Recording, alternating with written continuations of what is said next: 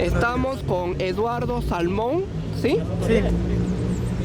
Con quien tenemos el gusto, el agrado y el alto honor de dirigirnos para conversar un rato largo y tendido con unas breves palabras muy expresivas sobre la bicicleteada que tiene lugar hoy en la Plaza San Martín, conmemorando el 14 de noviembre del 2020, en la que se inmolaron dos jóvenes tan caracterizados, tan peruanos, tan responsables como Jordan Inti Sotelo Camargo y Brian Pintado. Eduardo Salmón, ¿qué sientes en estos momentos a portas de esta bicicleteada?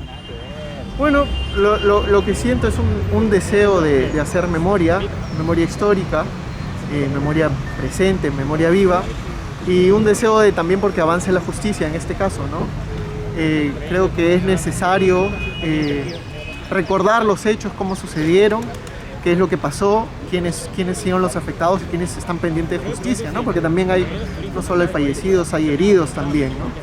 Entonces, es necesario, creo, hacer eso, ¿no? En particular, yo siento que tengo un sentimiento de deuda. Yo no participé de esa marcha por un tema de que tengo personas mayores en casa y estábamos en plena pandemia, así que lo que yo siento es un acto de deuda que tengo y por eso estoy aquí. ¿Crees que Jordan Inti Sotelo Camargo y Brian Pintado son los paradigmas, los baluartes de la generación bicentenario? Yo creo que sí, yo creo que son el ejemplo de chicos que piensan más allá de una forma individual de ver el mundo y que se sintieron que ese día tenían un compromiso con el país, ¿no? Sintieron que todo había tocado su límite y que tenían que expresarse en las calles, ¿no? Y creo que tenemos una deuda nacional con ellos, ¿no? Una deuda que no puede acabar en simplemente ese acto de agradecimiento, reconocimiento que se les dio en el Congreso de la República, en el mensaje presidencial del entonces presidente Sagasti. Y creo que la nación tiene una deuda de memoria con ellos bastante fuerte, ¿no? ¿Crees que para entender el bicentenario, para entender una generación como la de ahora, se necesita recordar, rememorar, estudiar y analizar todo lo que Jordan Inti Sotelo Camargo y Brian Pintado hicieron en vida? Sí, totalmente, estoy totalmente seguro de eso. Creo que la memoria juega un papel importante, ¿no? Este es un país que tiende al olvido, tiende a pasar la página muy fácil, y parte de empezar a pensar en largo plazo es también recordar en largo plazo y no solo en corto plazo. Incluso a veces también olvidamos el corto plazo. Entonces, para poder proyectarnos al futuro, hay que recordar de dónde venimos siempre, ¿no? Para recordar el presente, el pasado y el futuro, es necesario volver a los orígenes, bajar al llano y recopilar lo que nuestros ancestros hicieron. Sí, totalmente, ¿no? Por ejemplo, creo yo que sí, en general, ¿no? O sea, no solo el pasado corto, también nuestro pasado prehispánico, que es muy rico, que normalmente no lo recordamos mucho también, y que sería interesante para proyectarnos como república, entender también nuestro origen prehispánico, ¿no? Es muy importante la memoria al corto y largo plazo, como te decía, ¿no? ¿De qué está hecho el Perú? ¿Quiénes conforman el Perú de ahora? El Perú es un país muy plural, que tienen personas de distintos orígenes, de distintos pensamientos. Yo creo que el Perú es un país plural, pero algo que tienen en común, yo creo que es un país resiliente, ¿no? Y en esa resiliencia creo que estamos aquí, algunas personas, los que se sumen también y los que siempre están ahí intentando desde sus espacios hacer memoria y hacer algún trabajo colectivo, ¿no? Sin ningún fin particular, sino simplemente desde un punto de vista ciudadano, ¿no? ¿Crees que la resiliencia define el momento que vivimos ahora? Totalmente, sí, totalmente. ¿Cómo? ¿De qué manera? Bueno, por ejemplo, que a pesar que no tenemos instituciones que den la talla o que estén vaciadas en mucho sentido de contenidos y sobre todo de liderazgos, por ejemplo, lo que estamos viendo con el Ejecutivo y el Legislativo, e incluso también en órganos como el TC o la Fiscalía, que no parecen dar la talla, ¿no? Y a pesar de que son instituciones que en muchos casos juegan incluso contra el ciudadano, nosotros estamos ahí resistiendo a pesar de golpes económicos, a pesar de golpes políticos, a pesar de todo, ¿no? ¿Qué balance puedes hacer del gobierno de Pedro Castillo? Bueno, ¿crees que hay crecimiento económico a pesar y al margen de la guerra con Ucrania y la crisis de la pandemia? es un gobierno lamentablemente precario, ¿no? Del cual yo creo la mayoría no está conforme, con justa razón. Y creo que sí, el país está que crece a pesar del gobierno, a pesar de sus instituciones, y casi de modo automático, ¿no? Entonces creo que eso es una muestra de la solidez y del valor que tenemos los peruanos, ¿no? O sea, a pesar de todo seguimos creciendo, claro está, no en gran medida, pero pues, si lo vemos comparadamente estamos mejor que muchos países de la región, a pesar de todo, increíble, a pesar de todo, ¿no? Entonces hay que seguir para adelante, ¿no? Y esperar, ojalá que podamos hacer alguna reforma, ¿no? Y que en este caso, en el de Inti Brian, se pueda hacer justicia, ¿no? ¿Crees que se puede rescatar del Perú que sea una de las economías con una de las cotizaciones más bajas de dólar que hay en la región? Es un país que ha demostrado que tiene su solidez, sus raíces y su estructura macroeconómica es muy sólida. Pero no solo basta con, digamos, como enorgullecernos de eso, que está bien, sino que hay que también empezar a pensar trabajos a mediano y a largo plazo, ¿no?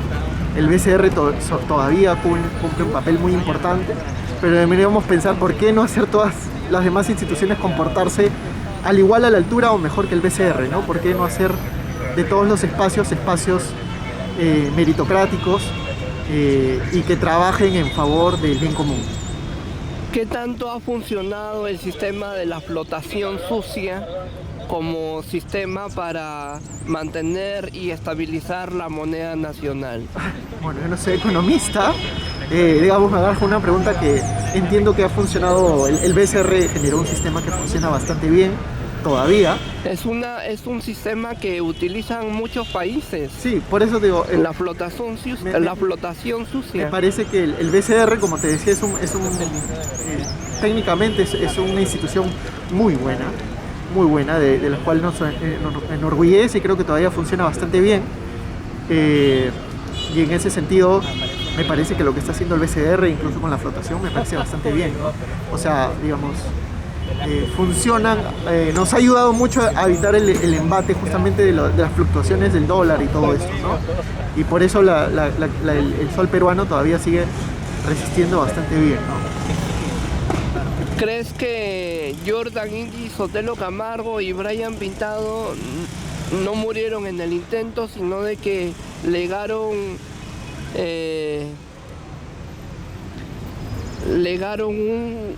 una experiencia de vida, un legajo, un historial capaz de imitar y de seguir el ejemplo y hacer cantera?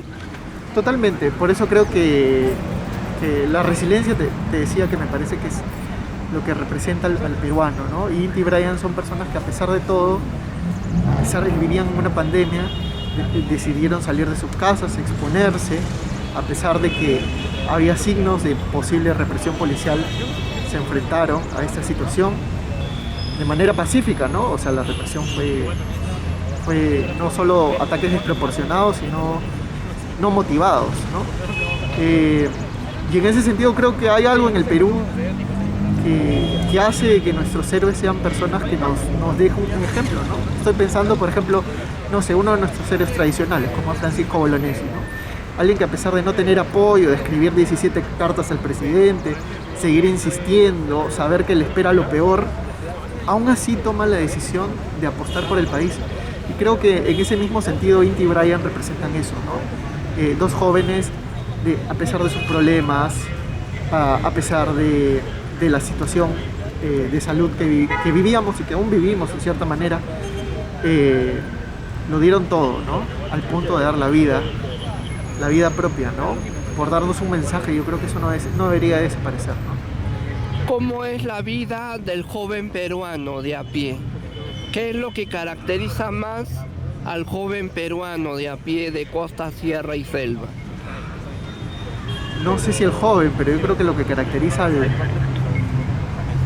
al Perú creo que son los obstáculos, ¿no? O sea, es alguien que se enfrenta a una situación de precariedad, de injusticia. Es una situación muy complicada, creo yo, ¿no? Es como que tiene que salir adelante a pesar de todo, ¿no? Y creo que eso es lo que todos los peruanos enfrentamos en distinto grado, claro está, ¿no? Creo que eso es lo que nos hace en común, ¿no? No solo los jóvenes, creo que en general. ¿Se puede entender el emprendimiento y el empoderamiento a la par que se entiende al joven peruano? ¿Se puede hacer una analogía, una relación entre emprendimiento y ser joven peruano? Sí, me parece que sí, me parece que ese es algo muy marcado, el emprendedurismo, el discurso del emprendedurismo y la idea del emprendedor de salir adelante contra todo, que se puede salir adelante contra todo, es un mensaje que está muy marcado, ¿no? Me gustaría que también de la mano de ese discurso cale, como lo hizo, y creo que ese es parte del mensaje que nos deja Inti Bryan, ¿no?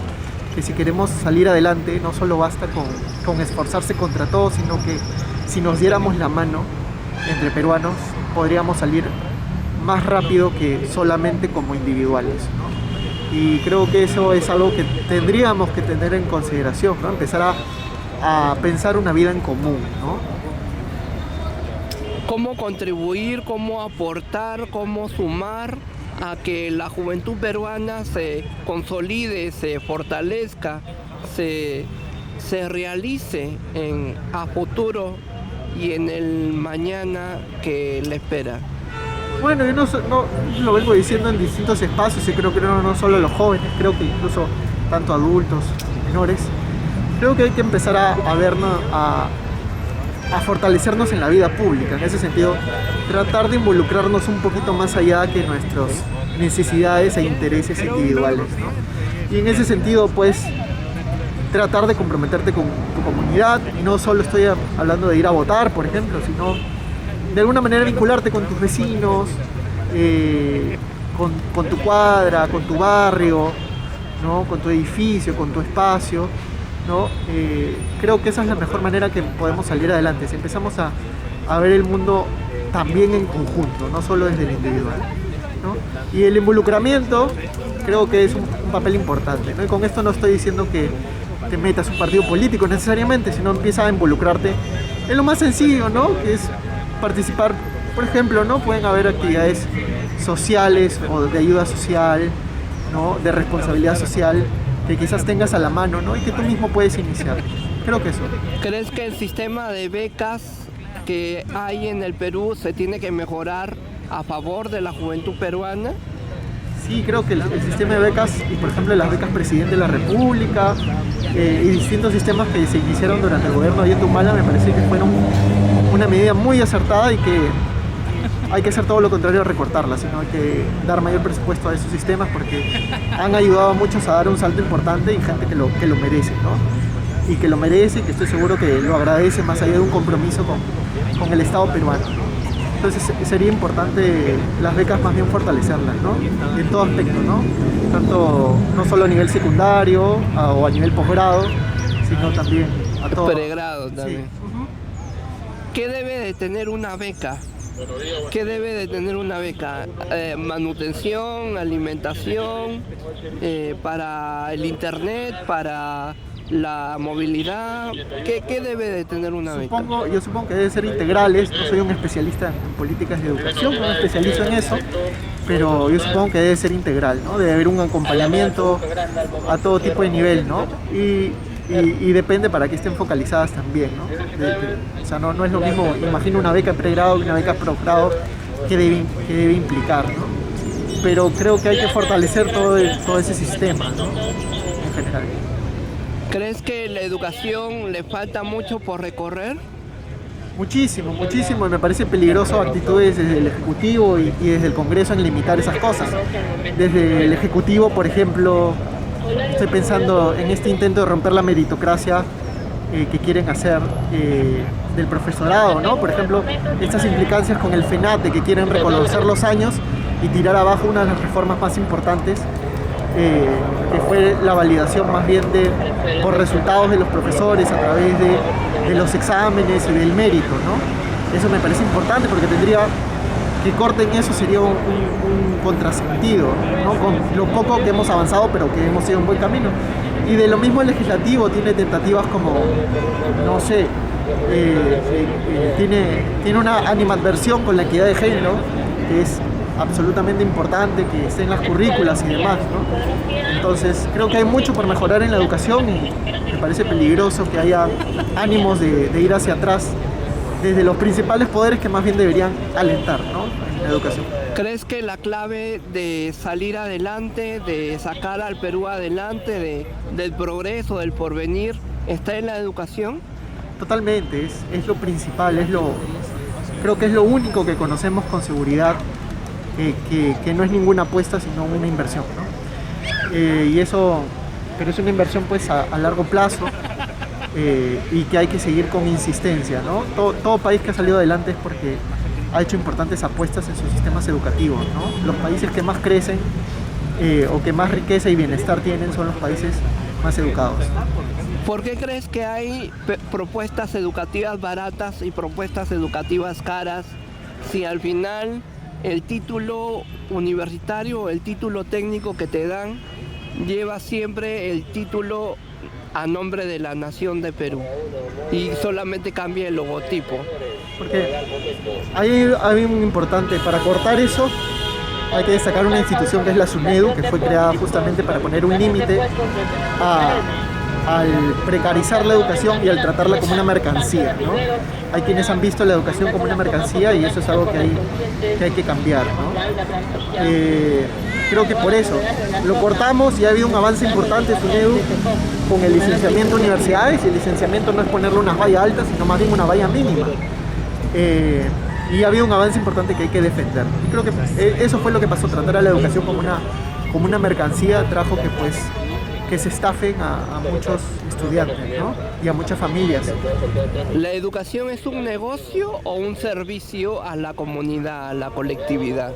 No, es totalmente un servicio, y de hecho el problema radica en ver la mercantilización de la educación. Ha sido un problema, ¿no?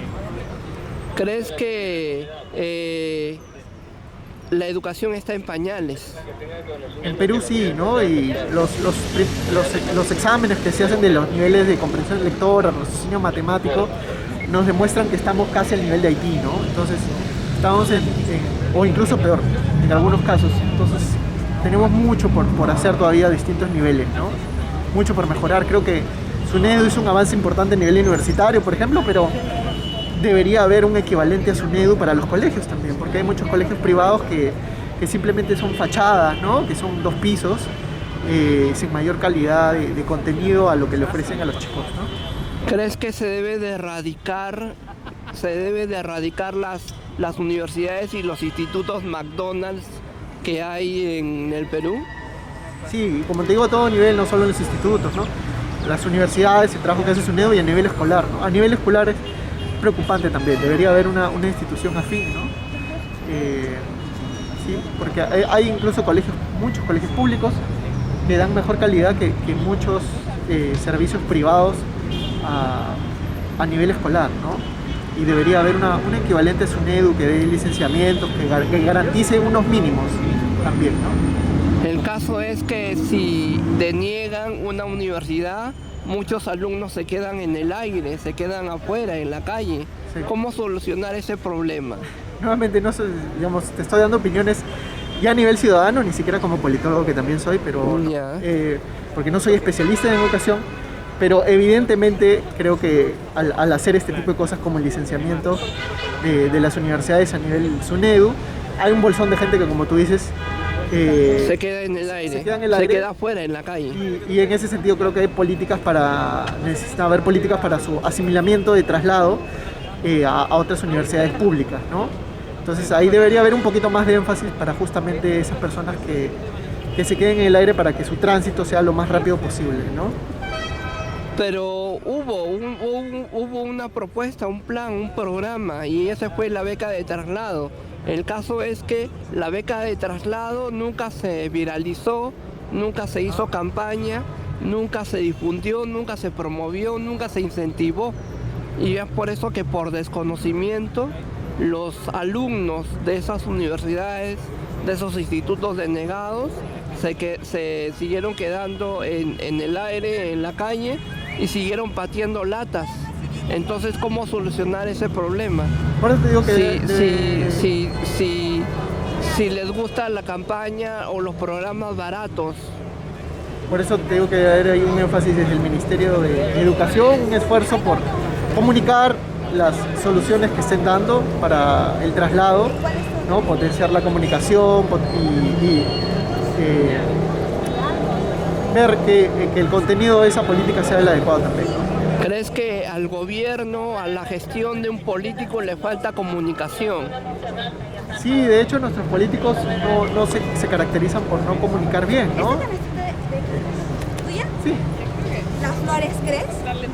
Sí, claro. ¿Cactas? Sí. Sí, ¿no? Sí, perdón. Sí. Me decías... ¿Crees que la comunicación es vital para un político? Sí, como te decía, nuestros políticos se caracterizan por una comunicación precaria. De hecho, a mí me parece que lo simbólico de las noticias de hoy de los políticos es que comuniquen por Twitter y los comunicados por Twitter me parecen más una ratificación que justamente como no saben comunicar, lo hacen por medio del tweet, ¿no? Que es como más signo de su carencia, ¿no? De su incapacidad, ¿no? El hecho de intuir que ya lo saben, el hecho de presagiar o dar a entender que ya se enteraron, ¿está mal o está bien? Lo publico pero no lo viralizo. Lo tuiteo pero no lo viralizo. Lo difundo pero no lo viralizo tanto. No lo hago tan extremo. ¿Cómo es? Faltan especialistas en comunicación porque no solo se trata de poner un tweet y punto, ¿no? Como dices, o sea, dependiendo cuál sea tu público objetivo, cuál es tu medio de difusión, ¿no? Por ejemplo, no vas a difundir algo para adultos mayores en Twitter, ¿no? Cuando la mayoría de adultos mayores pues, es ajeno a ese mundo probablemente, ¿no? Entonces, en ese sentido siempre hay que tener en cuenta de adaptarse a cuál es el medio de consumo de tu público objetivo, cómo alcanzas realmente comunicar al espacio que quieres comunicar, ¿no? ¿Crees que las redes sociales suplen ese vacío que dejan los medios de comunicación, las señales de comunicación abierta y cerrada? Las redes sociales llenan el vacío de los medios de comunicación masivos. No creo que llenen, pero sí demuestran una carencia, ¿no? O sea, siempre son una válvula de escape que uno felizmente tiene, ¿no? Digamos, han hecho más plural y más democrático, creo yo, los espacios, ¿no? A pesar de que siempre tenemos ciertos tipos de respuestas o discursos en la mayoría de medios, ¿no? Creo que sí hacen un papel importante, ¿no? Que no está al mismo nivel, pero es importante que esté, ¿no? Encuentras cosas más diversas. ¿Crees que las redes sociales te abren una vitrina, una puerta, un portal para informar como se debe? Sí, totalmente, ¿no? Por ahora tenemos, por ejemplo, una afluencia de un montón de medios más o en todo caso independientes, ¿no? Alternativos a los cuales consultar, ¿no? Y es más, tenemos a muchos ex periodistas, sean despedidos o incómodos, que justamente comunican más por redes, ¿no? ¿Crees que los medios de comunicación deben de aprender de las redes sociales? Creo que están en ese proceso, ¿no? Creo que el primer golpe que fue por el 2010, por ahí como que se notaba que no entendían a qué iban, pero ya la mayoría de medios tradicionales están en buena medida adaptados, ¿no? ¿Quién la pasa ¿Qué es lo que hay que corregir de los medios basura?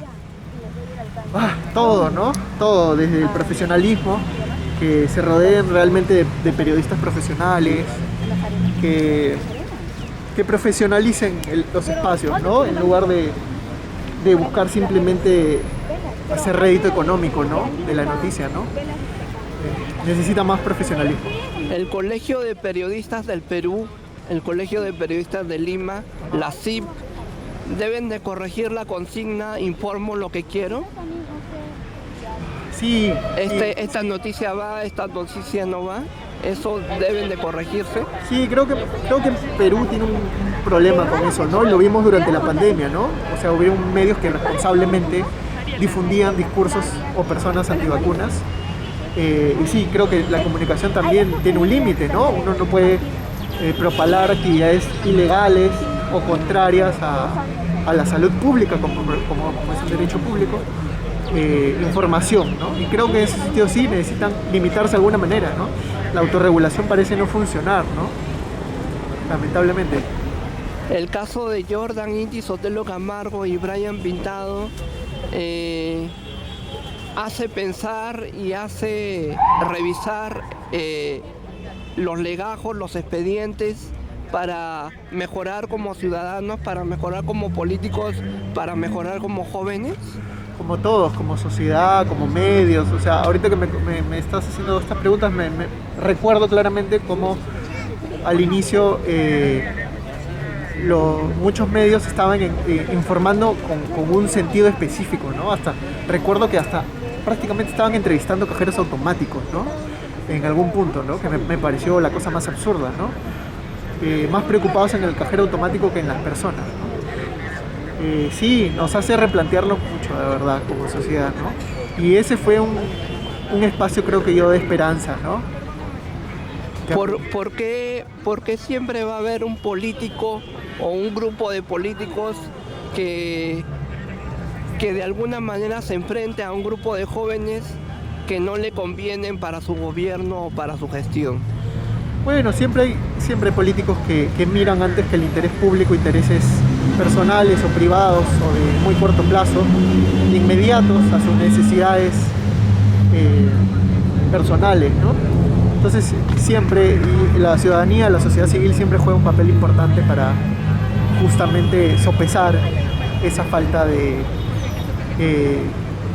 peso de otras instituciones, ¿no? O fiscalización de otras instituciones, ¿no? La vigilancia ciudadana siempre es importante. ¿Qué pasa cuando un político consolidado, un político de larga trayectoria, se pone pico a pico en dimes y diretes con un joven que recién se está preparando, recién se está abocando a la actividad partidaria, a la actividad política, al activismo, a la sociedad civil? Parece que sería un político muy poco profesional y muy poco atinado para sus propios intereses, ¿no? Pero ese es el problema, pues. ¿Por qué esa pugna, ese conflicto que hay entre los viejos que ya la vivieron y los jóvenes que están por vivirla? Yo le diría que eso es casi normal, en el sentido de que siempre hay un conflicto entre quienes defienden el statu quo y el cambio, ¿no? Es una tradicional histórico, ¿no? El mundo siempre, la sociedad siempre vive entre quienes prefieren mantener las cosas como están y quienes creen que ya es tiempo de un cambio por algunas cosas que pasan en la sociedad. ¿Crees que debe de ser al revés? ¿Crees que debe de haber un acuerdo, un apoyo, un compromiso, un trabajo en conjunto y armónico entre el político de la vieja generación y el joven que recién se está haciendo una trayectoria, una carrera, un camino? Siempre debe haber un debate constante en la sociedad, ¿no? Una retroalimentación entre inputs y outputs, ¿no? De personas que propongan cambio y quizás algunas cosas que siempre vale la pena mantener, ¿no? Entonces, siempre debe haber esa apertura de repensar qué cosas se pueden mantener y qué cosas vale la pena no mantenerlas, ¿no? Casi. La salvé. Ya, mucho peso. La estoy llenando, sí. No, tranquila. Unas palabras Sí. para esta bicicleteada, unas palabras finales, Bueno, con todo el corazón, con toda la fuerza del alma. Unas palabras la verdad finales. es que siempre vamos a recordar y siempre va a haber personas que no van a parar hasta que haya justicia con Inti Sotelo O'Brien y con los heridos, ¿no? Y yo personalmente siempre voy a tener en mi mente un agradecimiento a personas que a pesar de incluso probablemente no ser tan privilegiadas como lo puedo ser yo, llegaron al punto de ofrecer hasta su vida, ¿no? Yo siempre voy a estar agradecido con Inti Sotelo y con Brian Pintado de los heridos, ¿no? Y eso es algo que me voy a llevar hasta el día de mi muerte. ¿Qué le dirías al presidente de la República al momento de ver este video? Al presidente de la República, Pedro Castillo Terrones, que está viendo este video. Que me parece que está totalmente desconectado con justamente las promesas y el sector que pretendió representar. Y en ese sentido ha abandonado banderas de justamente los más necesitados que él decía defender, ¿no? Y de los olvidados, ¿no? Y parece que incluso se ha olvidado de esto también. ¿Qué le dirías al Congreso de la República que también está viendo este video? Pediría reflexión, pero yo no sé si eso es hablar con un muro, ¿no? Pediría reflexión y que realmente se den cuenta que tienen un papel representativo que cumplir, ¿no? ¿Qué le dirías a Merino? Que la justicia tarda, pero siempre llega. ¿Qué le dirías a Cabero? Que la mayoría de jóvenes no piensan como él. ¿Qué le dirías al Poder Judicial? Que hay que hacer justicia. ¿Qué le dirías a la coordinadora? Que vamos a seguir como ciudadanos apoyando hasta que sea justicia. ¿A quién tienes que agradecer en estos momentos? A los organizadores, a Aquila en particular, por esta invitación. Yo estoy aquí y es una forma de hacer deporte, pero sobre todo hacer memoria. ¿Qué le dirías al lugar de la memoria e inclusión social? Es un espacio que debe permanecer siempre y seguir haciendo los esfuerzos que hacen, ¿no? Gracias. No, gracias a ti. Fue Eduardo Salmón quien ha tenido a bien concedernos esta entrevista en la bicicleteada a 2 años del 14 de noviembre, en la que elevaron sus almas al cielo Jordan Inti Sotelo Camargo y Brian Pintado. Esperamos contar contigo para las próximas actividades.